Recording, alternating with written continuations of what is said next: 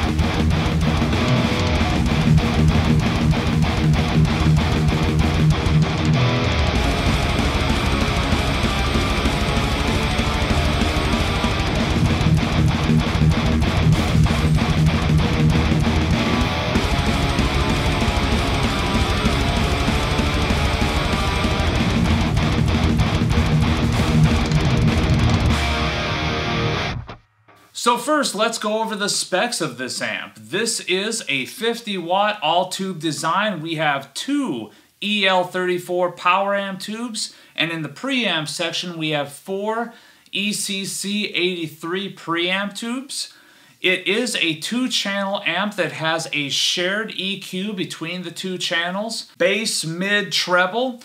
We also, in the power amp section, have a depth knob and a presence knob. The two channels are over here with separate gain and master controls for each channel, as well as a foot switchable onboard boost. On the back panel, we have 5 speaker outs, kind of resembling what you would find on a Mesa rectifier.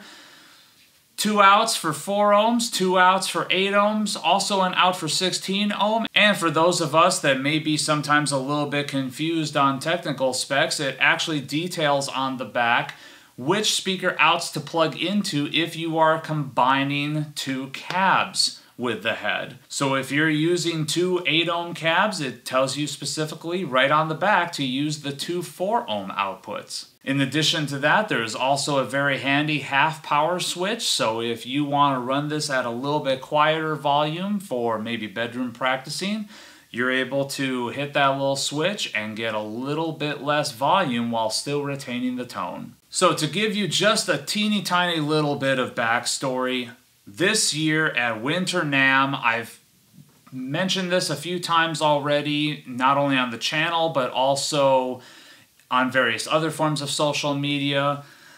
This year at Winter NAMM was the year of the high gain head. So much killer stuff coming out. The return of Mike Soldano, new Friedman stuff coming out, new stuff from Synergy. We had new Fortin stuff, new Driftwood stuff, new Omega amp stuff. There was killer new amps all over the place.